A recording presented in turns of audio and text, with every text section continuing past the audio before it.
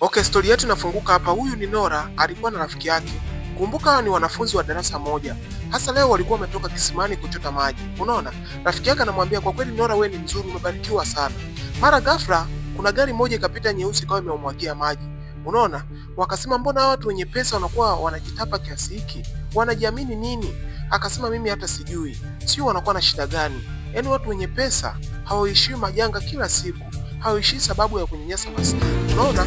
Walipokuwa wanaongea akafika nyumbani. Sasa Nora akawa mdau anatoka uani. Are you done fetching water?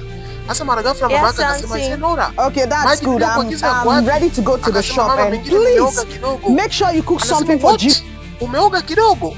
Yaani maji niliyokuagiza mimi unataka kuoga ili weje? Kumbuka huyu mama wa kambo. Unataka uwe mweupe. Unizidi mimi, si ndio maana yake? Nimekuambia kama uwezi kukaa hapa si uondoke. Wewe ni mtoto gani wewe? Nimekuagiza maji ya kwangu mimi lakini unatumia wewe ili weje? Baba yako mwenyewe achaki pesa ya matumizi halafu unaanza unachukua maji ambayo nimelipia mimi hela yangu. Nora, unanichukuliaje Nora? Akasema mama, lakini nisamee. Mama nisamee kwa sababu nilikuwa na siku mbili sijaoga. Kumbuka mimi ni mwanafunzi. Unasema mwanafunzi? Wanafunzi wako mimi unanihusu nini? Na kuuliza wanafunzi wako unanihusu nini? Mama, naomba unisamee kwa kweli, mimi nimekukosea. Naomba unisamee. Akasema siwezi kukusamea, nataka nijue. Nimekuagiza maji na umeyatumia ili weje? Au tunashindana katika hii nyumba? Au nawe unajikuta ni mwanamke ambaye umekamilika, sio maana yake? Baba yako amenioa mimi. Unaona? Wewe kama huna wazazi utajua mwenyewe. Sogea hapa. Unaona, akaanza kumwadhibu, akaanza kumpiga. Mama, naomba unisamee. Sirudi tena. Nakwambia hivi, kuanzia leo maji usitumie, maji nikinunua mimi usitumie, kaoge kwenye mabwawa. Unanielewa? Akasema basi sawa mama, nimekuelewa. Nimekwambia nitakuchinja. Unaiona hii shingo itakuwa halali yangu. Unaona kama ameipiga ile ndoo ya chooni. Akamwambia kuanzia sasa sitaki kukuona hapa. Ondoka, niondokee hapa. Leta kiatu changu na uondoke. Nenda ndani kwanza, toka kabisa, sitaki kukuona hapo, ushaniharibia siku. Akasema yani wewe unanichukulia mimi kama sioni? Nalipia maji mimi, alafu unaenda kutumia wewe kuoga ili weje na kuuliza. Yaani wewe unataka ungae unizidi mimi. Kama nani wewe? Unataka ushindane mimi mke mwenzio? Naingia ndani, naingia round. Lakini usirudie tena, siku kija kurudia nitakukunja. Sasa Nora alibaki kujiuliza, kwani mimi mama nimemkosea nini? Kosa langu liko wapi? Kosa langu ni kuoga maji ambayo nimeyachota mimi mwenyewe japo yeye katoa pesa. Kwa nini lakini? Akawa amechukua ile ndoo ya uani sasa akijiandaa kuingia ndani. Unaona, siku iliyofuata tunarudi kwenye familia moja ya kitajiri. Leo kuna huyu mama alikuwa anaandaa asubuhi, anaandaa vinywaji, anaandaa breakfast, unaona, kwa ajili ya familia yake. Akawa amemuita mtoto wake wa kike. Akamuita, Salome uko wapi? Njoo haraka tuje tuongee, kuna kitu nataka nikwambie. Maana shule nimekutafutia shule ya kusoma ni nzuri ambao wanatoa elimu bora. Unaona? Hasa binti yake alipoitwa akawa amesogea pale. Akasema lakini mama, mbona ananisumbua mimi? Niko live, nimeingia asubuhi. Jamani tap screen, share live. Jamani naombeni mtume na gifti. Unaona? Huyu kumbuka ni mtoto wa kike na walikuwa wamehamia jijini. Unaona? Sasa mama yake alikuwa amemtafutia shule ya kwenda kusoma. Unaona, akawa amemkarisha chini akamwambia, "Lakini Salome, nimekuambia kwamba ujiandae. Kumbuka nimekutafutia shule ambayo unatakiwa ukajiunge." Unaona? Akasema, "Lakini mama, mbona hivyo? Mimi nimemwambia shule nitaenda tu asijari." Jamani tap screen jamani. Na pia muda huo mtandao ulikuwa unasumbua sana. Unaona? Wakasema, "Jamani, mbona mtandao unasumbua sana leo? Kuna shida gani?" Nilikuwa naongea na marafiki zangu kwa live hapa jamani. Mbona inakuwa hivyo? Unaona? Mama yake alipokuja akamwambia, "Mama, ulikuwa unasemaje?" "Nilikuwa nimekusikia tu ndani unasema sijui masuala ya shule. Nimekwambia mama nipeleke shule, mimi mwenyewe nahitaji shule." Akasema, "Mwanangu, ndio hicho nilikuwa nataka nikwambie lakini nakuona kama unanidharau." Unaona? Akasema, "Hapana mama. Mimi sikudharau, mbona nakusikiliza." Ila jamani shule ni nzuri, nimemisi kwenda shule mama. Nitafutie shule kama ipo chapchapu mimi niende shule." Akasema, "Usijali mwanangu. Mimi shule nimeshakutafutia. Hayo ni mawenge yako wewe mwenyewe. Shule mimi nimeshakutafutia mwanangu, utaenda kupata elimu nzuri kabisa unayoitaka mwenyewe. Sawa? Usijali kabisa na kuanzia sasa unatakiwa uanze kujiandaa." Unaona? Akasema, "Lakini mama umenichelewesha. Mimi mpaka nafikia hatua nakata tamaa. Marafiki zangu naingia live na waona marafiki zangu tunachati kwa WhatsApp." Unaona? Sasa siku iliyofuata tunarudi darasani. Unaona? Kumbuka Nora na rafiki yake walikuwa wanasoma darasa moja kama nilivyokuambia awali. Unaona, namwambia rafiki yangu, "Lakini mbona mtihani ujao utakuwa mgumu sana? Uliopita nilifaulu mimi." Madam akawa ameingia darasani sasa kutambulisha mwanafunzi mpya. Wanafunzi wote wakawa wamesimama na kumsalimia mwalimu. Unaona? Sasa wakamuona huyu binti ni mgeni sana katika macho ya kila mmoja. Wakasema, "Wow, huyu mwanafunzi leo mbona ni mzuri sana? Katokea wapi huyu? Black beauty fulani, ni Mkenya fulani hivi." Unaona? Mwalimu akasema, "Jamani, kuanzia sasa tunamkaribisha mwanafunzi mpya, tutakuwa naye kuanzia sasa mpaka mwisho wa elimu itakapoishia. Sisi tunaelewana? Binti, nenda kakae dawati la mwisho kule." Basi Salome alipoelekezwa na mwalimu, akaenda moja kwa moja kukaa kwenye dawati la mwisho, taratibu, huku akiwa ni mnyonge kwa sababu ile shule hakuipenda sana. Baada ya muda mchache, kuna madam mwingine akawa ameingia na mwanafunzi tena mgeni. Unaona? Huyo alikuwa ni mtoto wa kiume. Kwa jina alikuwa anaitwa Alfred. Alfred alikuja kutambulishwa kwenye darasa la kina Nora leo. Akasema, "Jamani, leo tuna mwanafunzi mgeni.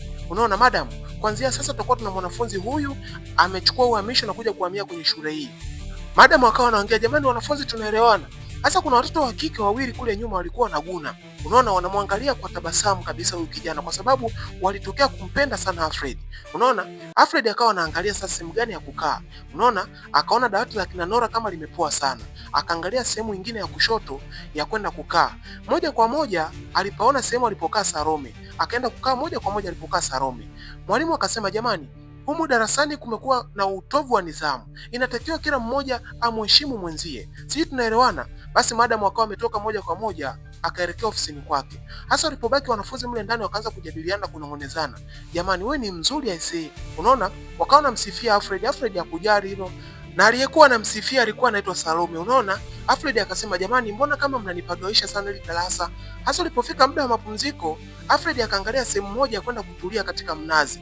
Unaona, taratibu. Salome akawa amemuita, "Alfred, Alfred simama."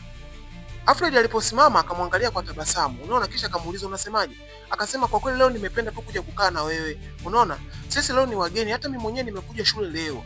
Unaona? Akasema, "Kweli umekuja leo shule?" Akasema, "Ndiyo, lakini Alfred, nimetokea kuvutiwa sana na wewe ulivyo." Basi Alfred akawa anamwangalia sana Salome anavyoongea. Kumbuka Nora na rafiki yake na pia walikuwa wanaangalia, wanasema, "Jamani, mimi swala la mapenzi kwa kweli siwezi. Huyu binti amekuja tu leo shule lakini tayari kashamparamia huyu kijana. Kwa kweli mimi siwezi." Akasema, "Kwani wewe huwezi nini? Sema huna mpenzi. Huna mpenzi ndio maana wenzako wanafanya hivyo. Unaona? Usijali, hata wewe mwenyewe utapata." Akasema, "Kwa kweli mimi hata siamini katika mapenzi kwa kweli." Unaona? Nora akawa anazungumza. Kumbuka walikuwa wanashauriana pale nini cha kufanya ili waweze kufaulu mtihani ujao. Akasema, usiwaangalie. Achana nao, watu wamependana na leo wamekuja shule kwa pamoja. Kwa hiyo usiwadisi sana, achana nao. Kiukweli sisi tufanye kazi. Tumekuja kusoma kutafuta elimu, achana nao, usijali. Unaona? Huyo rafiki yake Nora alianza kuvutiwa sana huyu kijana pia na yeye. Unaona, wimbi la mapenzi likaanza kumkumba. Sasa Salome akawa anampigisha swaga na mwambia, "Alfred, usijali, mimi kwetu kuna pesa. Unaona? Mimi nitakupa pesa, usijali. Mimi naomba tu ukubaliane kuwa na mimi." Unaona? Sasa Alfred akawa anamwangalia sana, akasema, "Mbona hii shule kama imekuja ina majanga fulani hivi? Sielewi kwa kweli." Akasema, "Wewe nielewe. Mimi nakupenda. Unaona, nitakutunza, nitakusamini. Yaani unapotaka kitu chochote unachotaka mimi nitakupatia." Unaona? Kwa kweli Salome alikuwa na swaga nyingi sana ili aweze kumuingiza Alfred katika mtego wa mapenzi. Unaona? Alfred akasema, "Kwa kweli mimi sipo sawa. Unaona? Na siamini sana katika mapenzi. Kwanza mimi ni mgeni Salome. Naomba uelewe hicho. Kwa leo utanisamehe. Sina maneno mengi ya kuzungumza. Acha kwanza nizoee mazingira ya shule, alafu kisha mambo mengine yatafuata." Unaona? Sasa Salome akabaki mdomo wazi. Kuna mabinti wawili wakawa wamemsogelea hapo pembeni. Wakawa wanamwambia, "Dada, mbona unahangaika na mapenzi bado mapema hivi? Unaona? Vijana wako wengi hapo shuleni. Achana naye huyu, kama unambembeleza kwa muda mrefu hakutaki, achana naye. Sisi ni wazoefu, tutakutengenezea michongo." Unaona? Hasa mapumziko yalipoisha wakaingia darasani. Wale mabinti wakawa wanamjadili sana Alfred darasani. Yaani hawana cha kufanya mpaka sasa, kazi ni kumjadili yeye tu darasani. Unaona? Wanasema huyu kijana anajifanya sana sometime. Mimi nakuwa simuelewi. Au wewe unamuelewa? Unaona? Darasa zima sasa likawa lina vituko mle na kuanza kumdisi Alfred. Wengine wakawa wanazunguka darasani na kupiga makelele. Na pia kumbuka Nora alikuwa Montres wa lile darasa. Akamwambia, "Nora, umeandika majina wapiga kelele. Mbona mimi nasikia makelele sana ofisini, nimeshindwa kutulia. Nasikia makelele kwenye hili darasa. Naomba majina wapiga kelele. Kama umeandika majina wapiga kelele, na yaomba kuanzia sasa ni yasome." Haiwezekani. Unaona, Nora akawa amenyanyuka akamwambia, "Madam, majina wapiga kelele ni haya hapa." Akaanza kuyasoma. Akawasoma watu wote waliokuwa wanapiga kelele, kisha akanyanyuka juu. Akasema, "Kwa kweli na mimi kaniandika." Akasoma majina yote pia. Unaona? Lakini hakuona jina la Alfred. Maana Alfred alikuwa kimya. Unaona? Akasomewa mwingine hapo Salome naye pia akanyanyuka. Unaona? Yalikuwa majina yote wapiga kelele. Akasema, "Madam, Haya ndo majina ya wapiga kelele ya siku ya leo. Unaona watu wote hao walikuwa wanapiga kelele ya darasa. Yaani wanazunguka wanagonga madawati. Akasema sasa waliokuwa wanapiga kelele wote wapite mbele. Piteni mbele wote mliokuwa mnapiga kelele. Hatuwezi tukawa tunakaa darasa la wapiga kelele. Sasa ilipofika majira ya jioni, Nola na rafiki yake wakaanza kurudi nyumbani. Unaona? Akasema rafiki yangu, kwa kweli mtihani ujao nitafaulu. Hasa wale marafiki waliokuwa wameandika kwenye wapiga kelele wakasema, "He, tumekukamata. Ulikuwa unajifanya kutuandika sisi wapiga kelele. Tumechapwa kwa ajili yako. Wewe ni nani unajikuta katika shule? Hata kama ni Montres ndio tuandika wapiga kelele kila siku. Unashindwa kukaza mtoto wa kike." Unaona? Wale marafiki wakaanza kumlalamikia, wanasema, "Yaani wewe, mimi sikutegemea kama na mimi utaniandika." Salome naye alikuwepo kwenye ile group. Ndio amewalipa watu wanataka wamnyoshe. Unaona? Wakasema, "Yaani wewe kitanuka. Nakwambia, usifuatilie maisha yetu." Hasa yule rafiki yake Nora akawa anaingilia, anasema, "Jamani, mwacheni rafiki yangu, nikakosea nini?" Akasema ajue alichokifanya. "Unaniandika wapiga kelele iweje? Au unajifanya kwa kweli ni mzuri sana? Ase leo tunakukomesha, tutakupiga leo. Yaani tutakukomesha." Akasema, "Jamani, mbona mnanitisha hivyo? Nyinyi ni wanafunzi wenzangu." "Ni wanafunzi wenzako kivipi? Yaani wewe unajifanya kama utujui sisi. Unatuandika majina wapiga kelele iweje? Tumepigwa na mwalimu viboko vya kutosha. Sasa leo tunakurudishia. Yaani tunakupiga mpaka jioni, tunakuchelewesha hata kwenda nyumbani." Unaona? Wakasema, "Lakini jamani, naombeni mnisamee jamani. Kwani shida nini?" Unaona? "Sirudi tena kuandika au majina." Unaona? Akasema, "Wewe, unasemaje? Urudi kutuandika na leo umetuandika. Mimi kuanzia sasa ndo nitakuwa kiongozi wa darasani. Usilete noma. Tumpigeni huyu jamani." Unaona? Wakaanza kumpiga Nora, wanampiga ngumi za kutosha. Wanampiga kwa kweli. Hasa rafiki yake anasema, "Jamani, mwacheni. Mwacheni rafiki yangu."